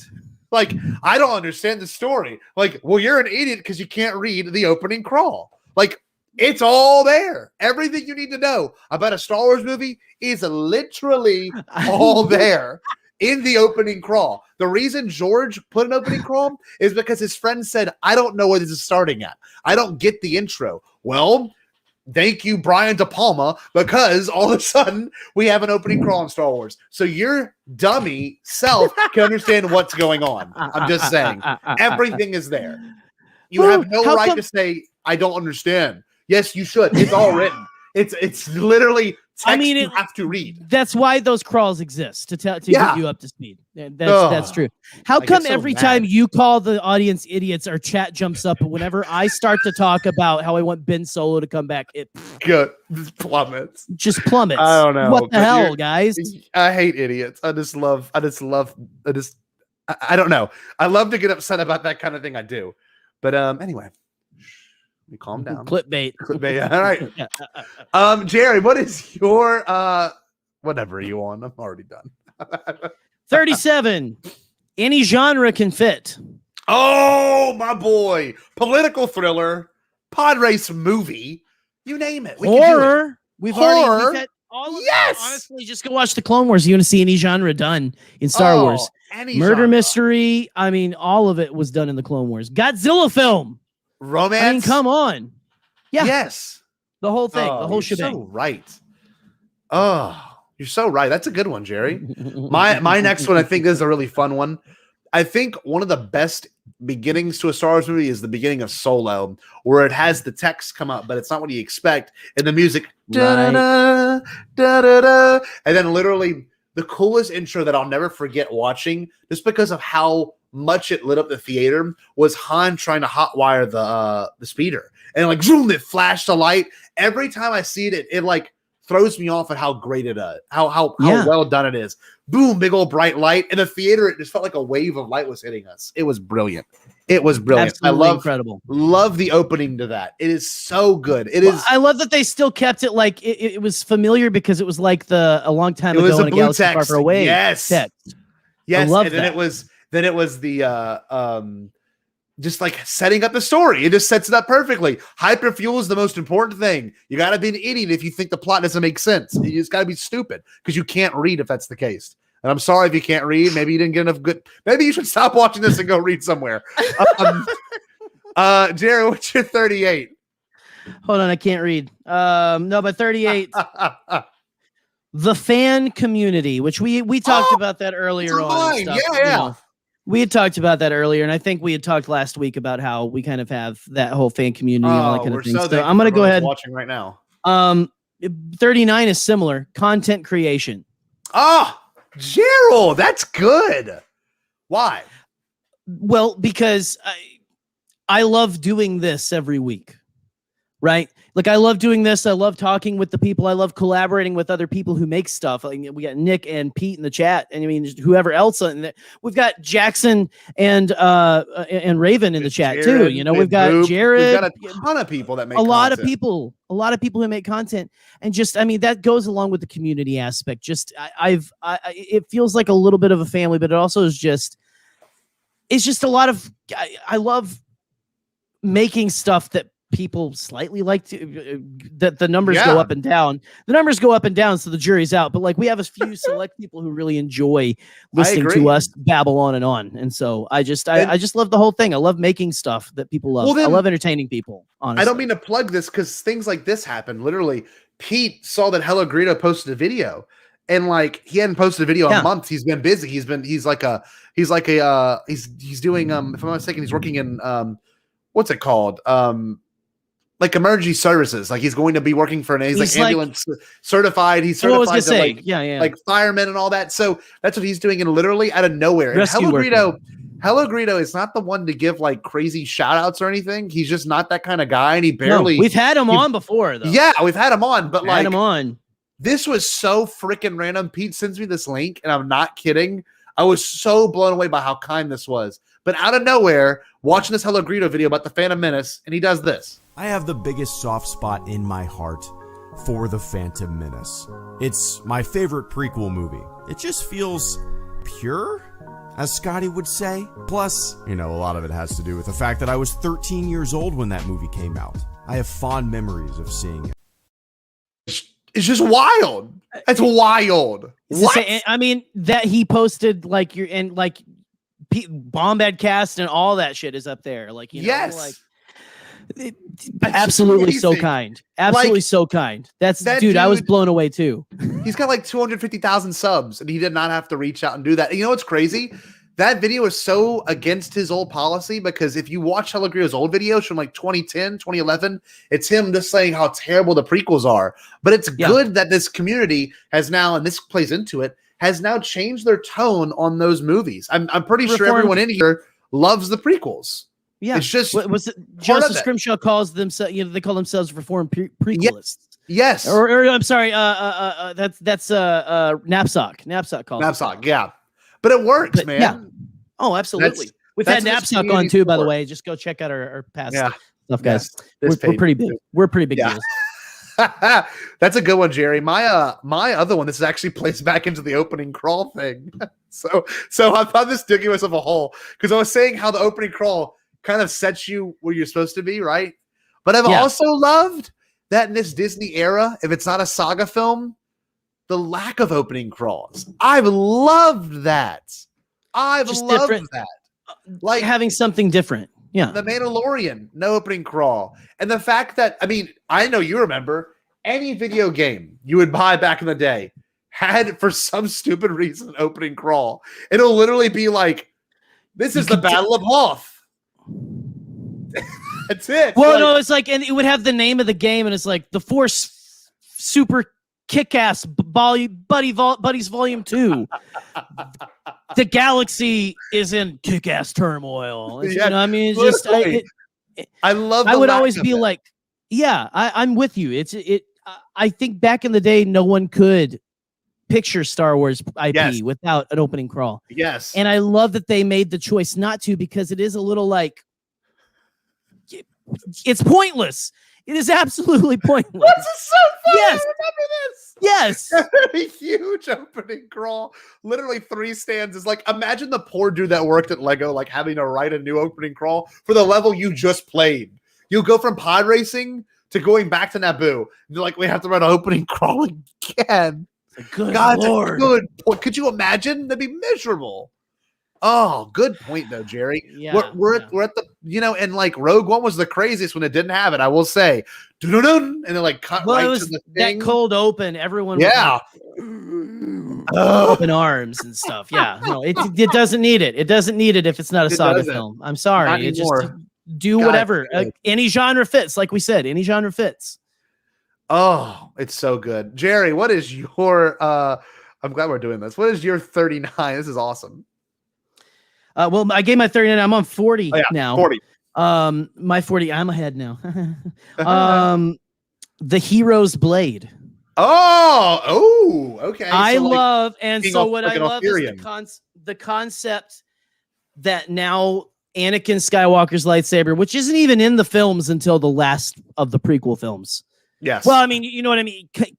Technically. Chronologically, it's not in those films until the third one. But the way that they have turned it into an Arthurian legend in It's the so new cool. canon and stuff, I love it. I love that it is now the Hero's Blade. It's Yes. Excalibur, Yes. which is a little bit of real world. Oh, this is for the fans and stuff. And I love I love new stuff. Give me new stuff. But I love, because this is mythology. This is, that Arthurian legend meets Greek mythology, things like that. And I love, you could watch all the stuff that happens in the Clone Wars and stuff. And that is the lightsaber that Luke Skywalker fights Darth Vader on Cloud City with. So cool. Even in the comics, they're like, Luke's looking for the Hero's Blade and stuff. It's lost for a while there, and doesn't surface until Rey finds it. And then that Rey gets it, that it is broken, and Palpatine in the she sky. mends it. She mends it. There's a lot to it, and I love that they turned it into the hero saber, the hero's blade. This could be a whole podcast episode. Everything we've talked about. Every one of these. We're probably we're just gonna get ready. This is surprise. We're doing like Stranger Things and announcing all our episode titles. Yeah. Oh, it's amazing. My 40 is, now this is funny. This is before the controversy. This is also before the comment that Michael just made. I have it written Lego Star Wars and Star Wars Legos. That as a kid was what helped me be more immersed. It was the video games and the Legos. You'd go see a movie. You'd even put the movies on your VHS whenever you were building Legos. Like, that's what I did as a kid. And it changed my entire life. It really did. I'm thankful for them. Seriously. It's hard that Star Wars can be funny too, right? I mean, it can really be funny. Before Robot Chicken, before all of that. It allowed Star Wars to have a sense of humor. So that's just my answer, to be honest with you. I love that. No, I mean, you've got all the Lego shows and stuff too. Yeah. Oh yeah, they're great. They're hilarious. They're really good. They're really good. My 4-year-old loves. I mean, we haven't watched them in a while and stuff, but I mean, I remember she was into it for a little bit. We were watching the Freemakers and stuff. Yeah. So yeah, you don't have to. Again, Star Wars doesn't have to be grown up adult humor. No. And stuff. You can be funny and still have it be very family friendly and stuff. So, of course. Which is the nature of Star Wars. Star Wars still. I'm sorry. That's not one of my things, but Star Wars needs to be for everyone. I'm sorry. I agree. I'm going to draw my line. Your favorite shirt. I love that shirt you have. Star Wars is for everyone. Star Wars is for everyone. That is my favorite. I love it. My 41. I love this one. 41. George not giving a single shit after the 2012 Disney purchase. That was literally we did a whole video on that. Video on that. Go look that up, guys. It's the greatest. Why we love George Lucas. I think that's still on. That's still on Beyond the Blast Doors right now. Beyond the Blast Doors, but maybe we'll put a copy on here too. Who knows? We could. I can tell you this much: that George not caring is the greatest thing ever. It's just like he says literally whatever. The best line from the whole thing is if I go to the job, Disney will crush you like a bug. I'm talking to Frank Marshall. That's why I don't think the man. I don't think the man was afraid of Sam Jackson. I don't think the man's afraid of anyone. I don't think so. I think he's like that quiet. He's the Marchion Rowe he's Marchion Rowe. He's just quiet. I will destroy you all. Oh yeah, literally. Yes. Also, and he's hot as hell. I mean, look at it. Come on, whatever. George is the best hair on the planet. Another thing too about George, I think it's really important to say this, is the fact that anytime he does something, you can see Bob Iger visibly sweat. Literally when George is like, well, you did it, Bob. He's like, we could have done it without you. He goes, yeah, it could have been really bad. And I'm like, oh my, like he is causing Disney stocks to like shift. Anytime George talks, Bob, like his watch goes, breathe, Bob, breathe. Literally, like his Apple Watch is like, please breathe, Bob, you're gonna die. Because George just speaks, okay? He just speaks. It's amazing. George doesn't care. He'll dry his tears with his billions of dollars. The man has money out the wazoo. God, anyway. It's funny. I love it. I love Jerry, you're 42. For a man, also just real quick, who has a ton of money, he doesn't act like a man with a ton of money, but he has the cojones. Yes. He has the cojones that are worth $1 billion. Like that man is just whatever. Anyway, my 41 is just, this is random. Again, from the very deep to just the random, I was at the bottom of the list, like, holocrons. I got you one. Where is it? It's actually right back there. That's with the Bad Batch. Nice. Pull it. They're standing on it right now. Pull it big. Pull it big. Oh, there, yes. Right there. I got that's Jerry that at Galaxy's Edge. It's so cool. I would turn it on, but it's really loud. It's really loud. It's I remember playing with it. Yeah. Like, this is loud as hell. It's cool, loud as hell. I wish you could have the light on. I wish they had like a sound off mode. I know, but, right? Just holocrons in general. I mean, I want to get like a Sith one eventually too now. Oh yeah, those are cool too. They're just the concept of them and how they have used them. And I mean, you can make all your things. They should have called the Wayfinder. I love that the Wayfinder is technically like a specific holocron or so. It's like, it is a holocron like thing, but it's a little different. Like I just kind of love that whole weird esoteric. It's technology, but it's also very magical. Yes. I love it. I love it. That's kind of cool. I didn't think of it's like a fantasy tech. It's kind of weird. I like that. It's because it's nice. Like, it's a data thing, but it's like, you have to have the force to open it. Yeah, I love that. You're clever. That's pretty awesome. Thank you. My 42 is Irvin Kershner. The way he talks, if you watch any Irvin Kershner interviews, it's amazing. I'm sorry. Have that. No, he does. George does have that. Nick's right. I mean, he's got like just a closet the size of my house.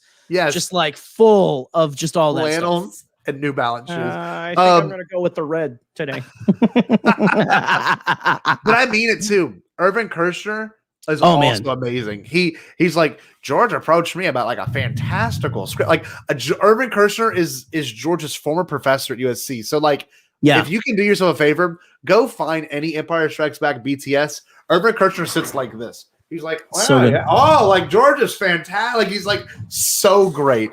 He's old school director all the way. Old school director all the way. The fact that he made RoboCop 2, literally RoboCop 2. Yeah, he says "baby" all the time. Like it's just so weird. It's so old. It's so old school Hollywood. It's like of a time. And I love it. I love it so much. He's weird looking too. He's got a really weird look. Very long face, kind of facial hair. Like he's an odd one. But Jerry, what is your next one, bud? 42 in-universe merch, which we kind of got into with, we get the from Batu, That's amazing. That you can buy.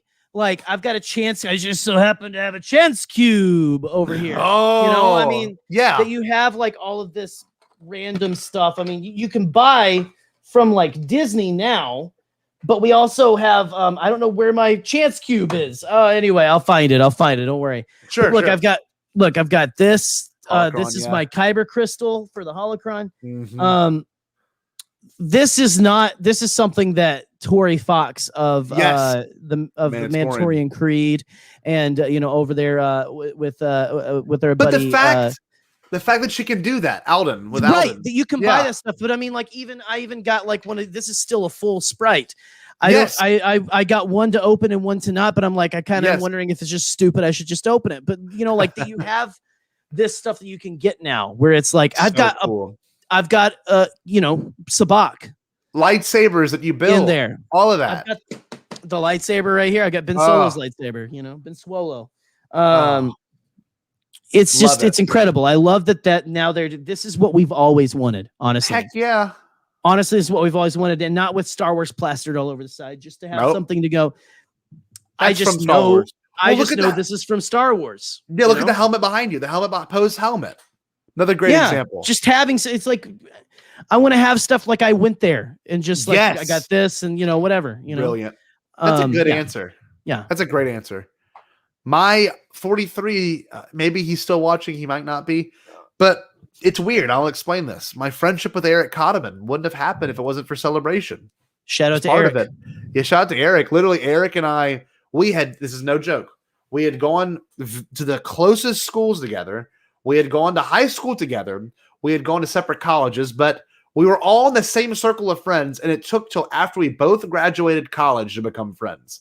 And it's the weirdest thing. It shouldn't have been that way, but now I literally call Eric every day just to talk about Star Wars and just Star Wars. So it's like the craziest thing in the world that I have this friend now that I can do this with, and I've never would have expected it. Same with you, but I'll get to you later. You're on the list, Jerry. Jerry. What is change my list? Hold on. What is your next one, G? Let's see. Where were we in universe? Okay, so 43 Black Series. Ooh. I have one that I forgot that I ordered right here. Focus here. See it. It's the one I think I posted online and stuff, but it is a Zeb. And stuff sick. right there. I love these figures and stuff, and I never back in the day it was the 3 3/4 and stuff, and I kind of love the deluxe figure kind of thing, but like also Jar Jar? that it's on a right, yeah, and I have like my Beautiful. 50th anniversary Jar Jar, Mace Windu, and Battle Droid right over here on the bed. It's like statuesque, right? It doesn't look like a toy anymore, right? But it's not. It doesn't break the bank either for Black Series. It does not. Which is a good if you thing. don't, now they sell out very quickly, and that is frustrating. And then you go and find all the scalpers. That's it. If you're a scalper out there in the chat, get the hell out of here. We don't want scalpers.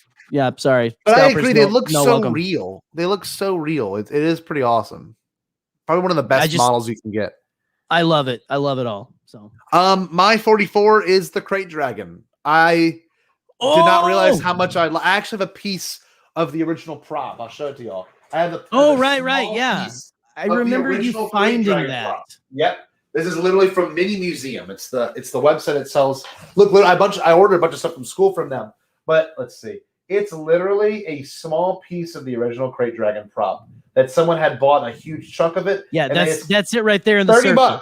$30. Yeah, it's that little thing in the circle. $30. I paid $30 for that. But it is 100% authentic. They have a certificate of authenticity. And the fact that the Mandalorian made that more of a reality is the coolest thing in the world. It really is. Absolutely.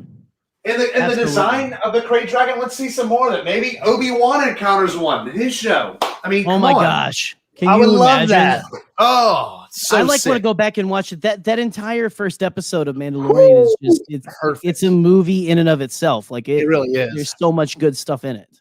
Yep. What's your next one? Plus you've got Cobb Vanth. That's not my next one. Cobb Vanth is just incredible. Yes. Oh, such a babe. Let's see here. 44 was collecting. It's just I kind of got on a little bit of a thing. Just the fact that there is so much that you can, you've got that piece of the Crate Dragon, and everyone has their thing that they collect, but just to have that there is so much of a collecting, and check out Holo Chronicles for all your Star Wars collecting needs, content creation needs. Those guys, Josh and Andy, do a great job over there. They're some of the best at it. But they'll give you some good tips and all that kind of stuff too. But yeah, there's just a ton of good stuff. Collecting can literally be anything from wall art like this right here to literally, like you said, your obsession with the fact that you could buy in-universe stuff, right? I just had someone at work gave me this little tiny Boba Fett thing, and it's just just like random little things, There's just a lot of good stuff. There's a lot of cool stuff that you can get. So, I love that. Collecting. That's a brilliant answer. What's yours, my friend? My next one. This is a really interesting one. We've seen a lot of parental deaths or parental problems in Star Wars, but I love the lack of divorce. You don't see divorce in Star Wars. And I didn't mean to hit it on a hard note, but you don't. No, they don't talk about it. I mean, at least not to my knowledge. What about you? Do you? Well, you don't know what the I guess the laws of the. I mean, it would probably vary from planet to planet. And the only person we've seen, I'd imagine, was Han and Leia, and that's the only one we saw separation. That's about it. Yeah, and they never. I mean, but it was just you've got a lot of I mean, a lot of things go into all of that, right? Sure, of course.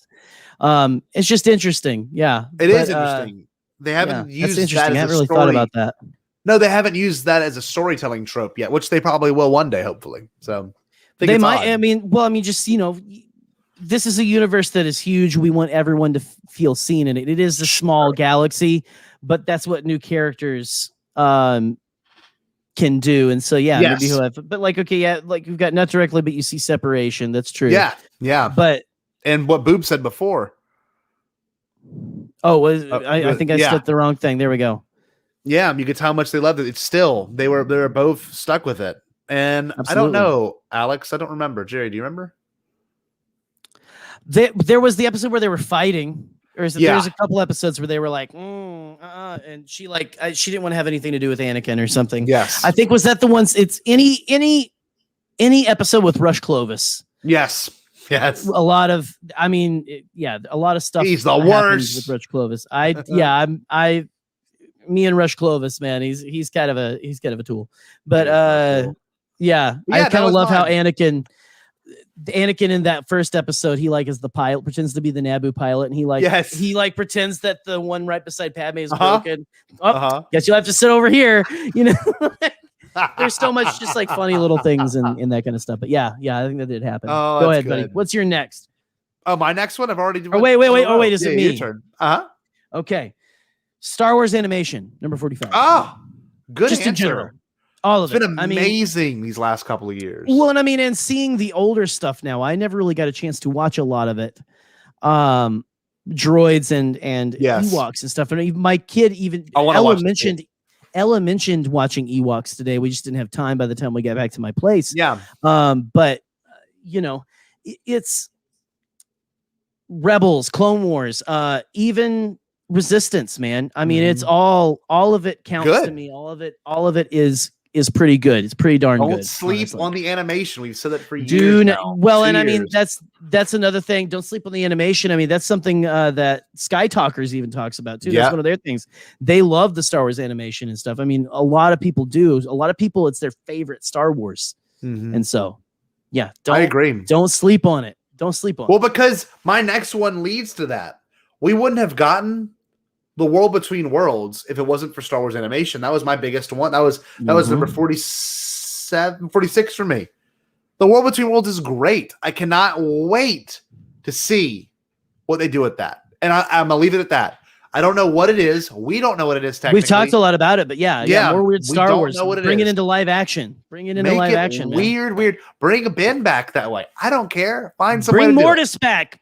Yes. Have Ahsoka and Ben and Anakin there be the new people on Could you imagine? Mortis and stuff. Oh my goodness. Anyway. I love it. It's amazing. So 46 or 47 for you, Jared? 46 for me, and we've talked about this all throughout because you've mentioned specific things about it. But I just put George Lucas's personality. It's just the best. Well, it's just we don't have to say wow. I don't know if you're about to play something or not, but there's the Rickmeister. Hi, Ben. Hi, George.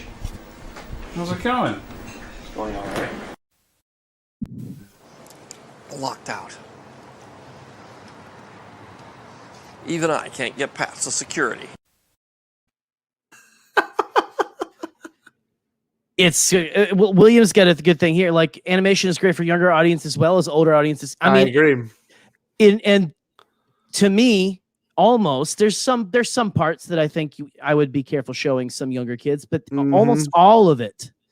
That's why it's so. I feel like it flows so freely. It does from the animation to the live action. It is all so for every age. It is and stuff. And so Anyway, very well done too. Thank you. Yeah. I thought you did. I didn't do it, but anyway. My favorite, and I'm not joking when I say this. My 47. There's something to it, and I want to kind of we'll do a whole episode on it. The CGI that Jabba has in the Phantom Menace is so good. It's so good. He looks younger. His eyes not drooping as much. It looks so good. I want to see more of that Jabba. That's all I'm going to say there. He's in A New Hope. You're now. Right. But that it's model garbage. Is literally... but it's still garbage. The scene. Scotty, within itself, Jerry, you will never change my mind on this. It ruins. I mean, this is the thing. We will go to our grave fighting. I will never agree with you on that. Ever. Scotty, Hello Greedo doesn't either. So I'm just saying that's okay. I don't need a big YouTuber. I don't need a big YouTuber to agree with me. I don't give a fuck. Listen, Scotty, you're a wonderful human being. What's your 47? Behind the scenes content. Oh, baby. Just Star Wars has the best. I think we've talked about this last week. You might have brought it up, but I think I did. Star Wars has that. This is all I'll say about it. Star Wars has the best behind the scenes content. This does. It's of any so franchise. Good. Literally go on YouTube. You can watch for a month. They've got Clone Wars. They've got Rebels. They've got all the saga films. They've got the non-saga films. They've got everything you can want on YouTube. It's the greatest. The beginnings on YouTube. Gotta watch it there. It's the best way. But yeah, I agree, Jerry. The behind the scenes really got me interested more in Star Wars and the making of Star Wars too. Even like the director and the Jedi and whatever the Rise of Skywalker documentary was. Yeah, what was that called? When JJ decided, okay, we'll do special features, whatever. Yes, because the Force Awakens, so like, good. Remember the Force Awakens came out, there was Garbage. nothing, and then they did another release with a 3D version. I was like, you've got to be freaking kidding me, JJ. Come on, dude. Yeah, give it to me. Don't hold out on me. That kind of ties into my next statement too, Jerry. My 48 is I love how Lucasfilm employees are awesome on Twitter. Most of them are really awesome. Like Phil and Matt Martin and Pablo. Most of them are so awesome. Kristen Baver. Like all the writers in Star Wars are so approachable. Like if you tweet at them, more than likely they'll respond. Kavan Scott. Like I love that about Star Wars Twitter is the fact that these employees that work for the company will respond to you. It's so cool. It feels so special. Matt Martin, we'll go back and forth maybe once a month just on Twitter replies. It's great. It's amazing. Yeah. It's, and if you're not constantly yelling them to bring back Ben Solo or kill themselves or redo the sequels and stuff. If you don't yell at them, you can have nice conversations with them. Yeah. Saying. Not to say those two people are the same. I'm just saying, like, if you stop yelling at people, you can have a conversation. Sometimes.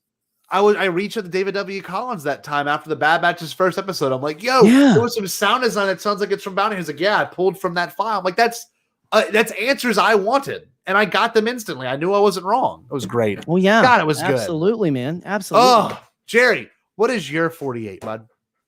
My 48 is leaps ahead in filmmaking, and I put in parentheses if you're a Community fan, I put streets ahead. Which I don't know if that's something that Pierce says in Community. But yeah, just the leaps ahead in filmmaking for just about every. I mean, you have the volume that they created for The Mandalorian, just so they could make Star Wars television and make it like perfect. Go anywhere essentially. Yeah, cheaply. Oh man, and not look cheap. No, and not look cheap at all. But just, I mean, the reason we have a lot of things, like the whole the rig that they used to make ships look like they're flying by. The Dykstra flex. The Dykstra flex. Mm-hmm.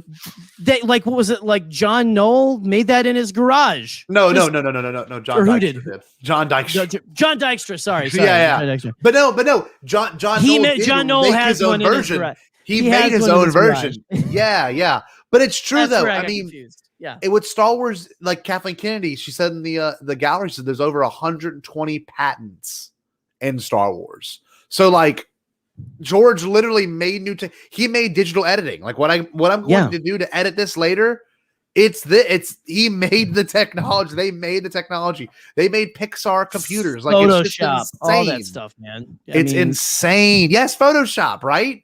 Wild. Yeah. I mean, it's amazing how much these filmmakers and these guys who made the people who made these films have touched so much of all of our lives. If you're you don't even know it. Creative, or even just even if you're not in a creative field, just like, I mean, Photoshop, things like that. I mean, just going to the movies right now, it is the way it is because of Star Wars. George, honestly. and the fact that George revamped digital, film projection, and he revamped sound design. He said, you have to get this. Most theaters are now digital because of George. Honestly. So true. God, it's great. Anyway, George is great. Jerry, can I do my 49? Yes, you may. this kind of goes into community. I get a chance to podcast with the thing I love with the people I love. I'm very thankful for that. And we're reaching out to someone who's in the chat tonight about joining a podcast with us next week.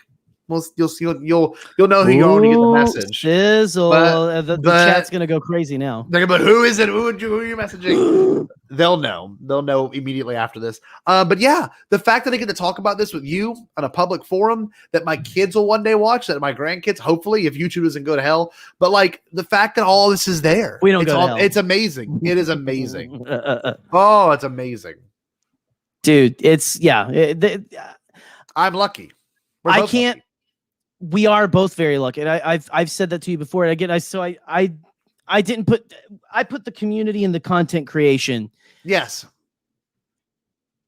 That I included all of this in, but you're absolutely right. We are so lucky to have everything we have right here. And I mean, that I ran into you guys, that you guys decided to yell at me from the side of the thing whenever that we have that faithful go check out our 4 million view video of Scotty crying. Changed our life. You know, yeah, I mean, we were both Literally. there for that. Yep. Matt from Blue Bantha Milk is there right next to us. We didn't even know. So awesome. It's funny how small of a world this is. Really so is big. It's like the Star Wars universe. Exactly. It's small but big. Hey, Jerry, what is your 49? My 49 is Redemption.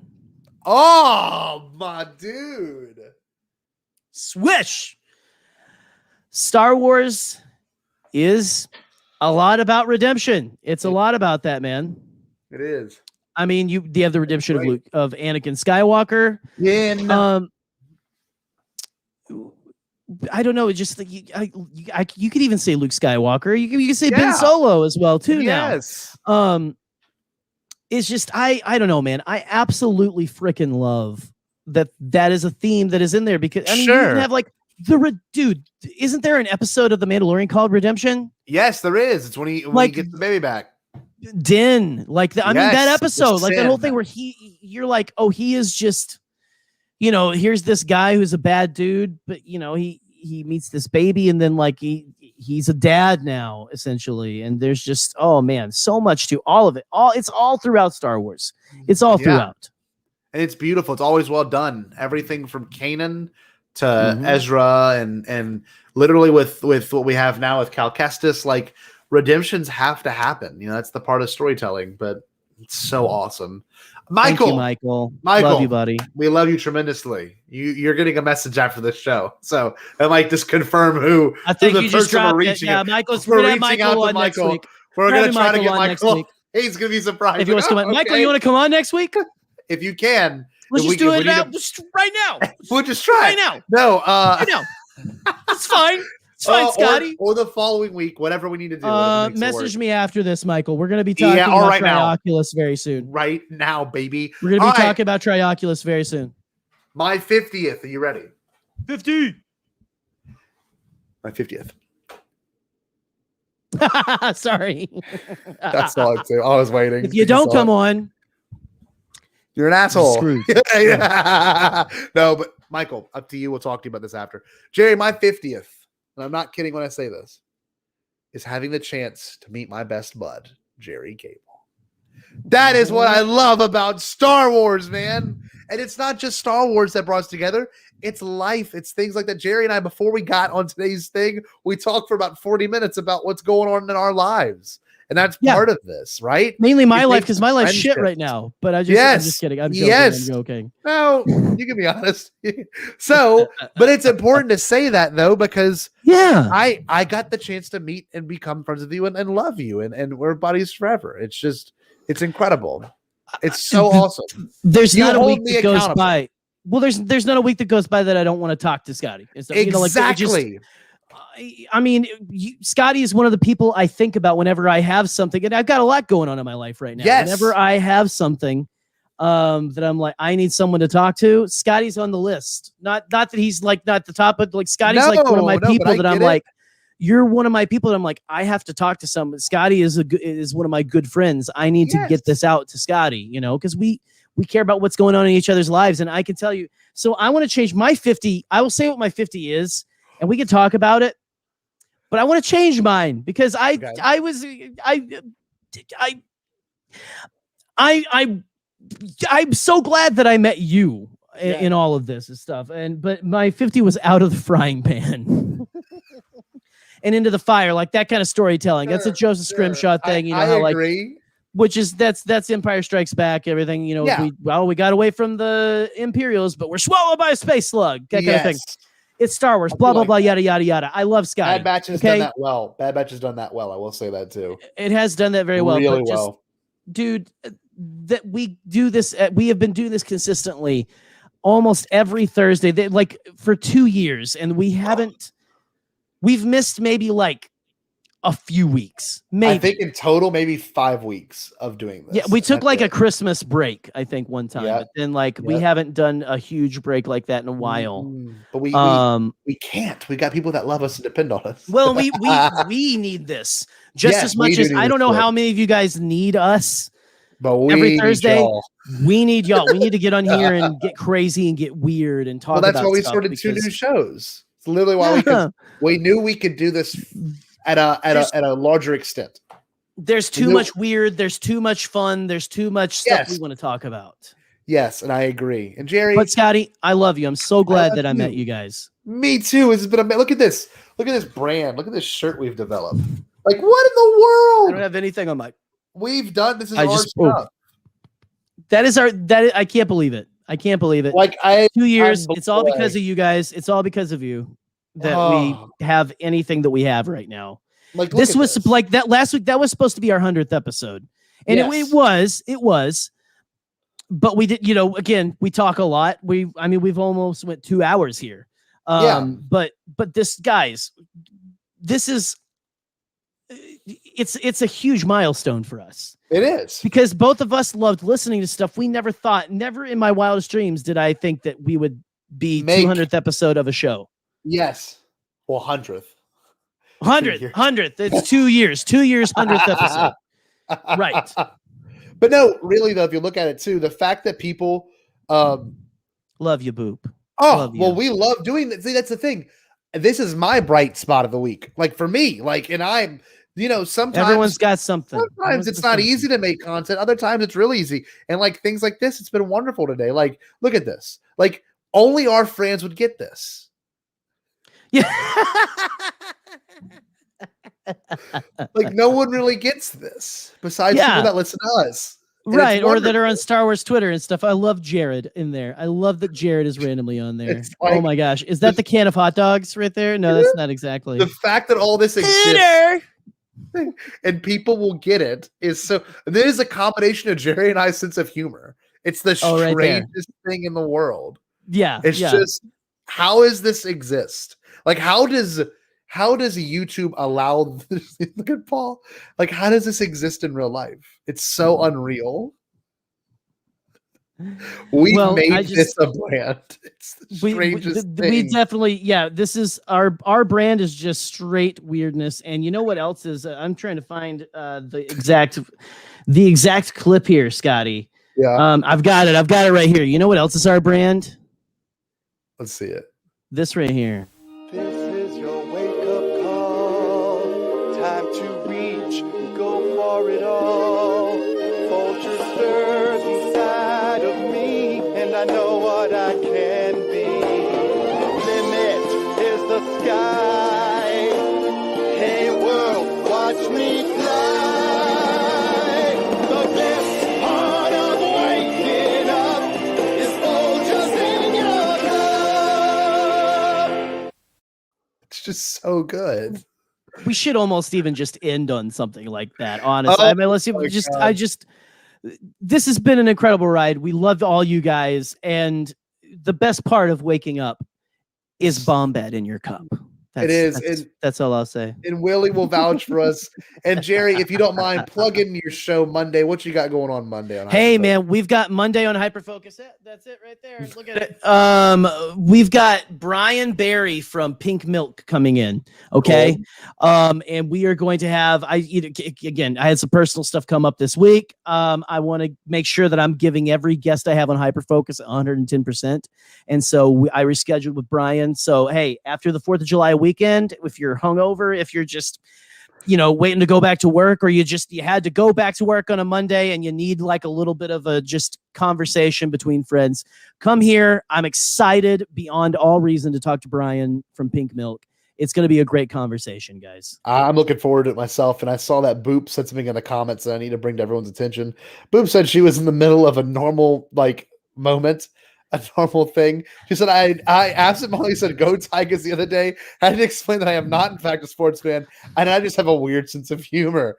And we haven't played this clip in a while. We haven't played that one in a while, no. We haven't played that one in a while. Can we give a good go Tigers? Let's get a good go Tigers. Go Tigers, go Tigers, go Tigers, go Tigers, go Tigers, go Tigers, go Tigers, go Tigers, go Tigers, go Tigers, go Tigers, go Tigers, go Tigers, go Tigers, go Tigers, go Tigers, go Tigers, go Tigers. I love how he seems like a giant toddler when he's just like, go Tigers. And he turns to go Tigers. Go Tigers. He's so excited every time he says it. I love it. It's Coach O for you. And now, every Wednesday. Thank you so much, Michael. Mike, thank you for showing up, man.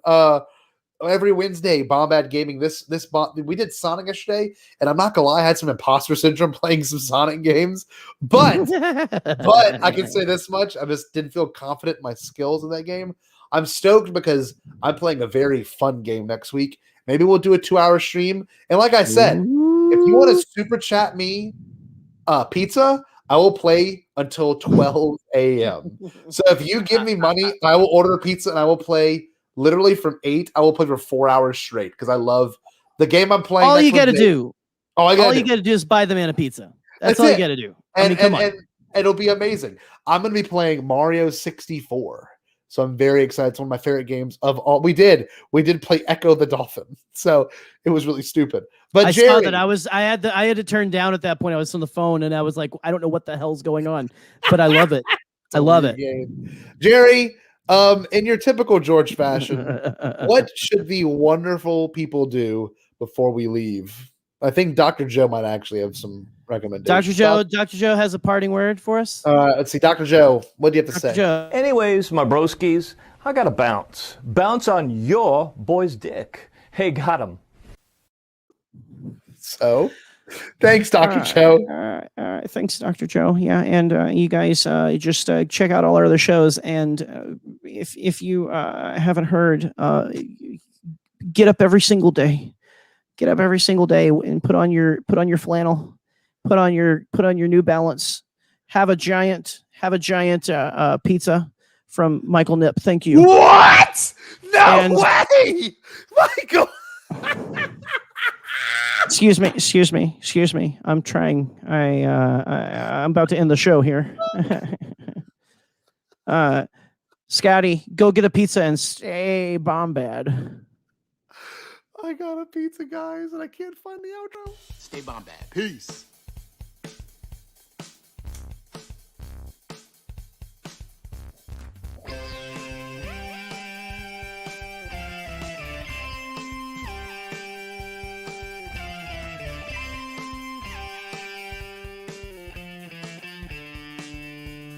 Well, it looks like I'll be streaming till 12 a.m. I'll try to get approval from the fiance on that one, but that might be the case. I'm not kidding.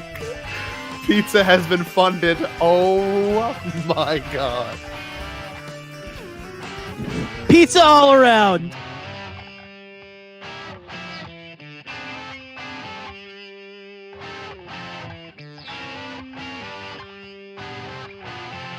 So the fiance just approved. I can get pizza and stream till 12 a.m.